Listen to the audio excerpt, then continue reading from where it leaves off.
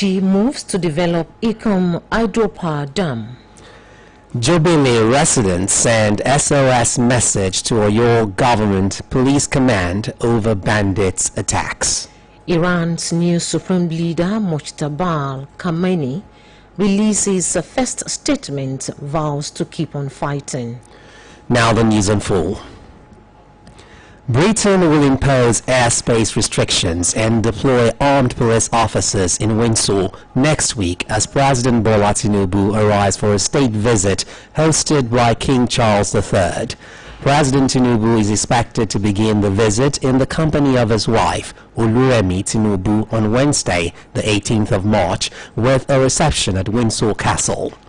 Thames Valley Police, in a statement on its website yesterday, said it is working with the Royal Borough of Windsor and Maidenhead, Royal Household, and other security partners.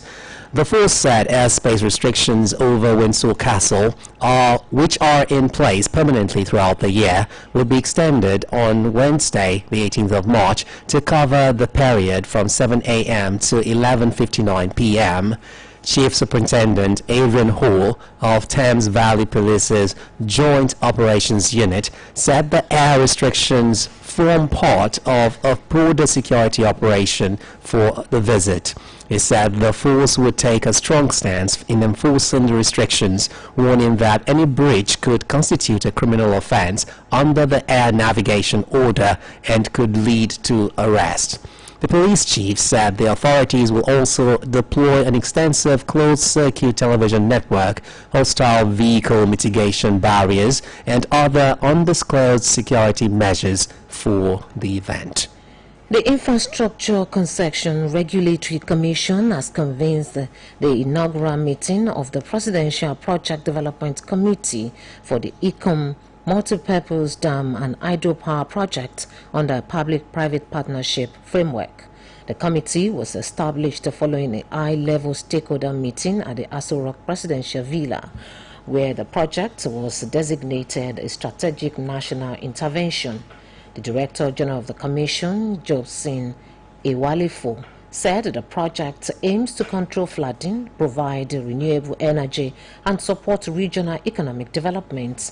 The meeting was attended by the Minister of Finance and Coordinating Minister of the Economy, Wale Edun, alongside representatives of key ministries, the Nigerian Sovereign Investment Authority, the Nigerian National Petroleum Company Limited, and the Cross River State governments. The Ikom multipurpose dam project is expected to generate about 250 megawatts of renewable hydropower while addressing flooding in parts of the Benue River Basin and boosting economic growth in Cross River State and neighboring regions.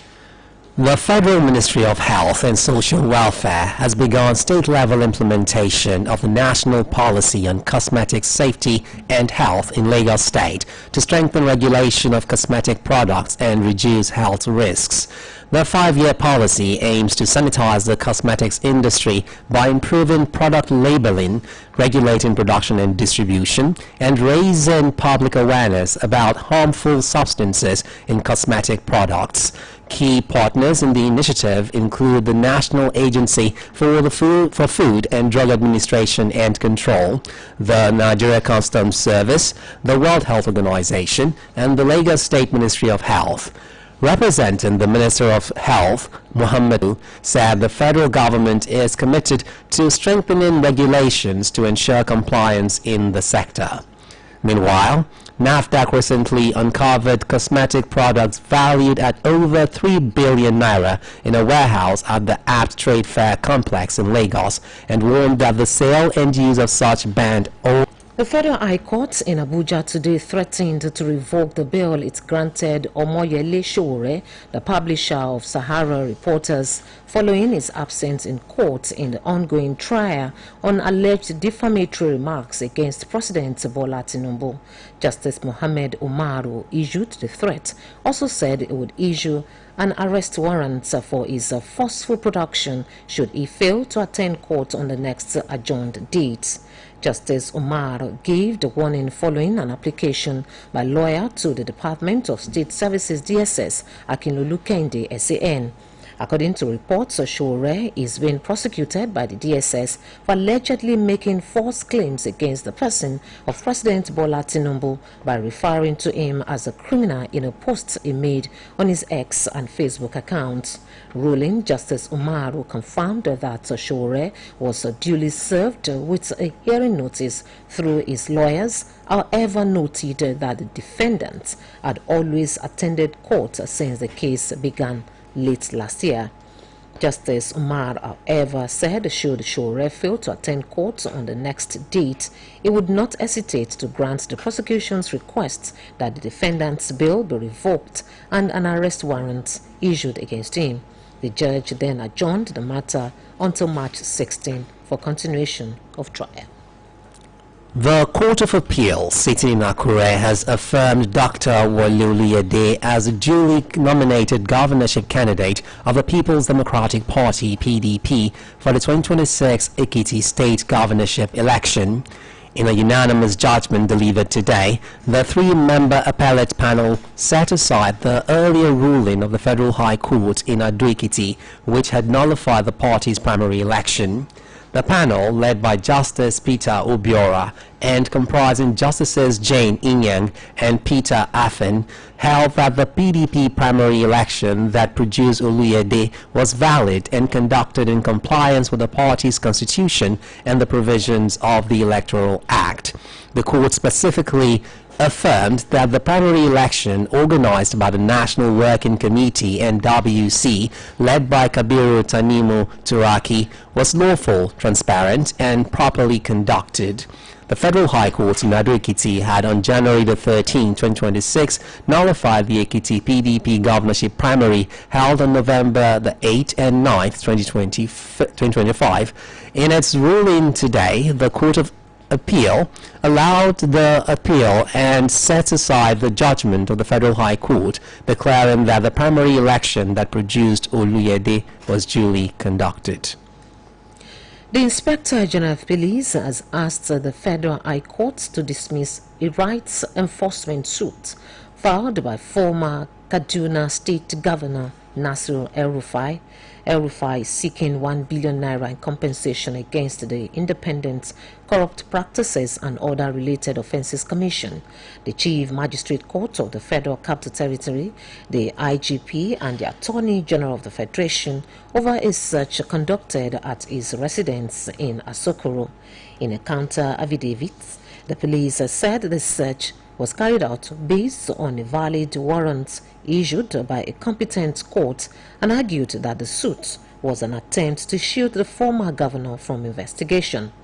At the court session, El-Rufai's counsel Obong Akman said he had not yet responded to the police counter affidavit, though he had replied to the one filed by the Anti-Corruption Commission. Justice Joyce Abdulmalik adjourned the case to March 25 for hearing and directed that notices be served on the Chief Magistrate of the FCT and the Attorney General of the Federation who were absent in court. The 22nd Inspector General of Police, Oluyole, has said that the leadership of the Nigeria Police Force is never the story of one individual, but the unfolding story of an institution in constant service to the nation. Egbetokun stated this today as he formally bowed out of service after 36 years in the Nigeria Police Force in a pulling out parade, describing the occasion as a defining moment in his professional life, marking the end of more than 3 decades of policing and public service. Delivering an emotional valedictory service during his pulling out parade in Abuja, Egbetokun disclosed that the federal government had approved the introduction of academic and professional programs leading to the award of national diplomas in police colleges across the country. The ex-police chief expressed deep appreciation to Nigeria's President Bola Tinubu for the opportunity and confidence placed in him to lead the force, noting that his administration focused on strengthening institutional processes, expanding operational capacity, and improving the ability of the police to respond to evolving security challenges across the country. He disclosed that during his tenure, reforms were implemented to reinforce professionalism, promote merit-based advancement, and strengthen intelligence-led policing within the force. He added that the National Criminal Database was strengthened while officers across commands received professional training to boost investigative and operational capabilities. He also formally handed over leadership of the force to his successor, the 23rd Indigenous Inspector General of Police, Olatunji Disu, urging him to lead the institution to greater heights. A Save Our Souls message has been sent to the Oyo State government and the Oyo State Police Command over attacks by bandits in the Jobele area of Afigio local government area of Oyo State. Jobele is the headquarters of Afigio local government and had been subject to kidnappings and attacks by bandits and criminals in the last 1.5 years. The recent attack led to a massive protest along the Oyo-Ogbomosho road 2 days ago after the divisional police in Jobele allegedly released some suspected kidnappers. Staff reporter Bimba Kombi brings vivid details of what entailed. Jobele is a sleepy town in Afigio local government area, but some incidents happened in the past 2 days which led to some protests among youths, students along this route, talking about the Afigio Oyo Ogbomosho road. When students and youths blocked the roads, it was because of kidnappings that have been on for some time, at least about 1 year. The particular event that led to that protest was about a man that was arrested, suspected to have been linked to a kidnapping issue, and well, he was arrested, taken to the police station, and by the morning he was allegedly released by the police. Irate youths of Jobele community in Afigio local government area took to the streets 2 days ago to protest the police complicity in several kidnap cases in the area. The youths as well as students had blocked the Ibadan Oyo Expressway, accusing the Jobele Divisional Police Headquarters of releasing some suspected kidnappers handed over to them without the consent of the complainants. The Jobele area has been a focus of attacks, kidnappings and killings in the last 1 year. The last suspected kidnappers who were arrested by residents were handed over to the Jobele Police Division for investigation, and before the following morning they had been released, making youths and other community leaders to take to the streets and highways. The latest assault was that of a man attacked in his house in the area and was inflicted with machete cuts, after which one of them was apprehended, handed over to the police and released before investigation commenced.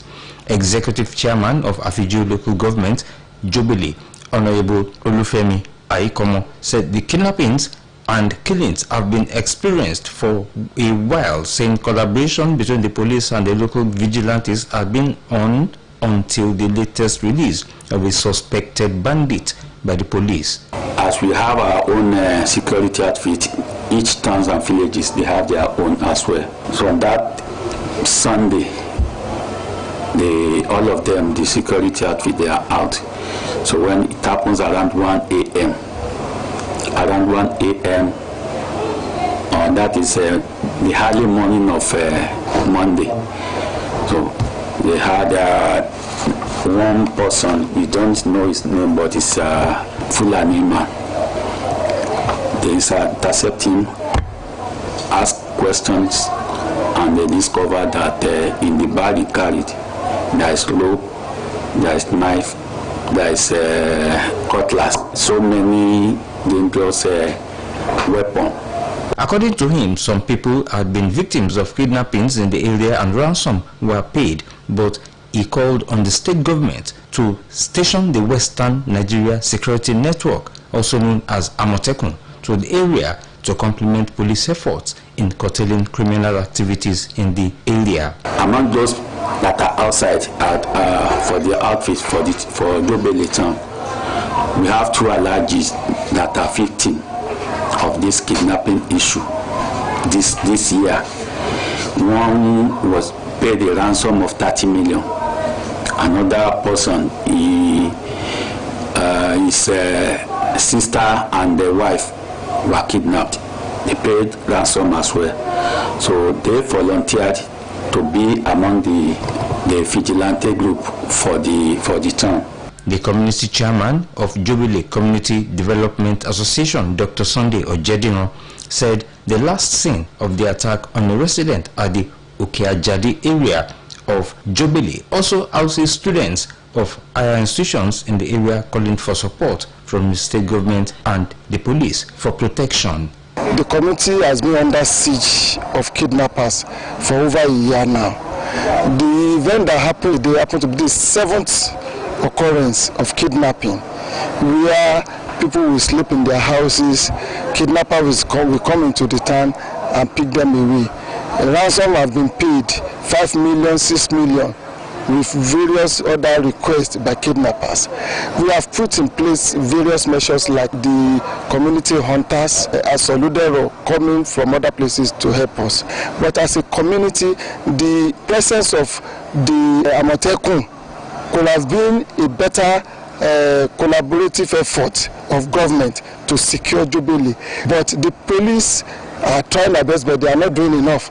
In the meantime, the Oyo State Police Command, in a statement issued earlier 2 days ago, ordered a thorough investigation into allegations of unprofessional conduct by the area commander, the divisional police officer, and operatives of the Jubilee Police Division.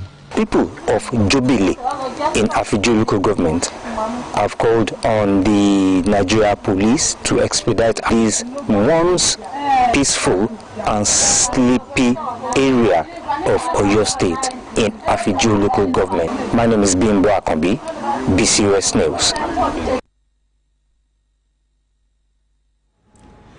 This broadcast of Newscope comes to you from the Broadcasting Corporation of Oyo State, Ibadan.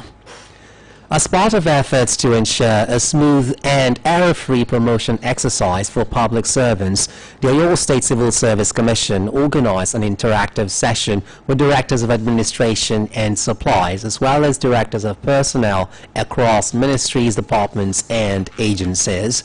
The engagement was designed to clarify guidelines and strengthen coordination among key officers responsible for implementing the year 2025 promotion exercise in the state civil service.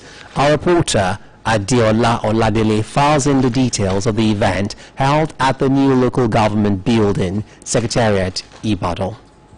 The interactive session organized by the Oyo State Civil Service Commission brought together directors of administration and supplies, as well as directors of personnel from various ministries, departments and agencies to engage with permanent secretaries on the modalities for the 2025 promotion exercise.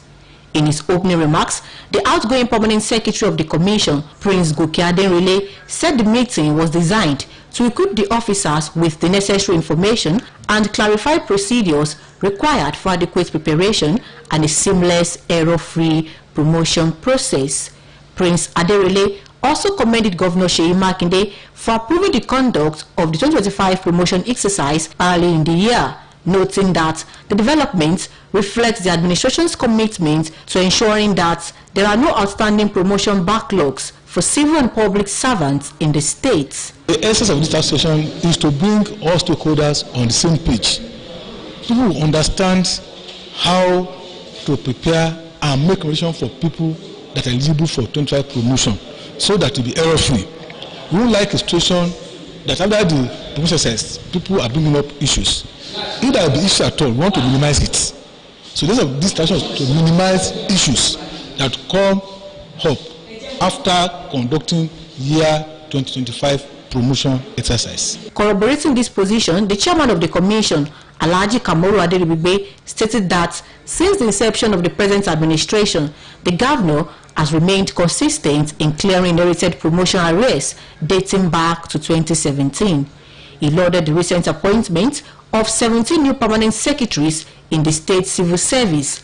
The civil service chairman further expressed confidence that the 2025 promotion exercise would be implemented without errors following the engagement with relevant stakeholders, adding that Promotion letters are expected to be issued before the second quarter of the year. If you are able to conclude this as soon as possible, able to give the workers 2025 promotion letters before the middle of the year, I doubt whether there's any state in this country today that is not holding a promotion of workers. We are doing 2025 promotion now, which was due early this year. During the session, permanent secretaries also took participants through the guidelines for the exercise, just as officers engaged in discussions, asking and responding to questions to ensure a clear understanding of the process. Adeola Oladile, BCRS News. The Nigerian Education Loan Fund has granted an extension for its student loan application portal to accommodate institutions that requested additional time for the 2025-2026 academic session. The announcement was made today in a statement signed by NELFund's Director of Strategic Communications, Oseyemi Oluwatoyi, noted that the extension applies only to institutions that formally submitted requests. NELFund Managing Director and Chief Executive Officer Akintunde Sawyer reiterated the fund's commitment to ensuring eligible students at participating institutions can access the student loan program. Students in affected institutions were urged to take advantage of the extension and submit the applications through the official portal, as the fund emphasized transparency, accountability, and sustainable financing solutions to remove barriers to higher education. Since its inception, NELFund has disbursed over 206 billion naira to over 1 million students in tertiary institutions, providing interest-free loans to cover tuition and living expenses, with the repayment required after graduation and employment. Traditional rulers and stakeholders from various communities in Oluyole local government area of Ondo State have rejected claims by neighboring Ogun State over the rightful ownership of Eba Island, located along the boundary of the two western states. Oluyole monarchs, under the auspices of the Oluyole Local Government Traditional Chieftaincy Committee, issued a statement today appealing to the federal government to intervene and prevent a potential communal crisis.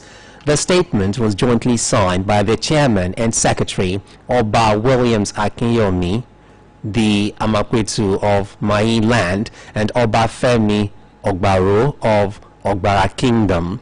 According to the monarchs, claims by traditional rulers from Ogun Waterside and the Ijebu Axis are historically inaccurate and contradict established administrative and geographical records.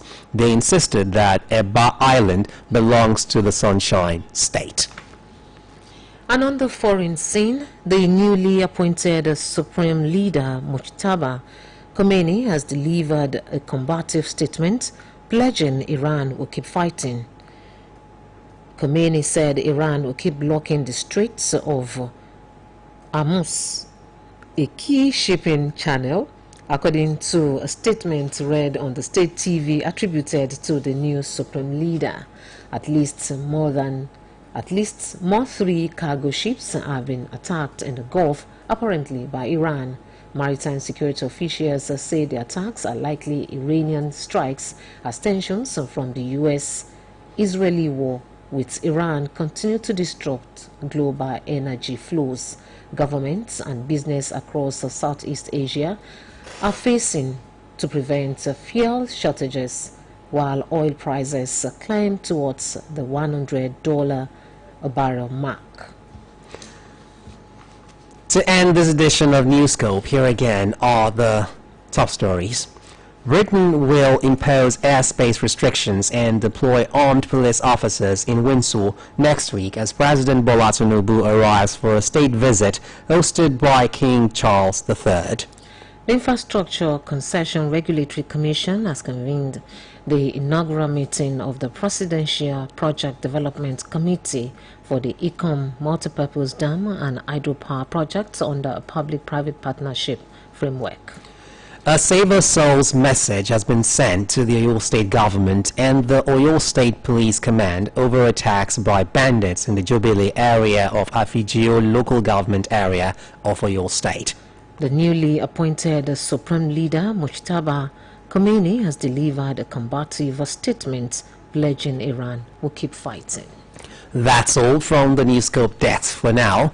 It was packaged by Oluyole Adedeji and delivered by Afolakemi Akombi. Good evening. And Ido Shekoni. Thanks for listening, and do not forget to tune in for the Yoruba version at 8 p.m. Good evening.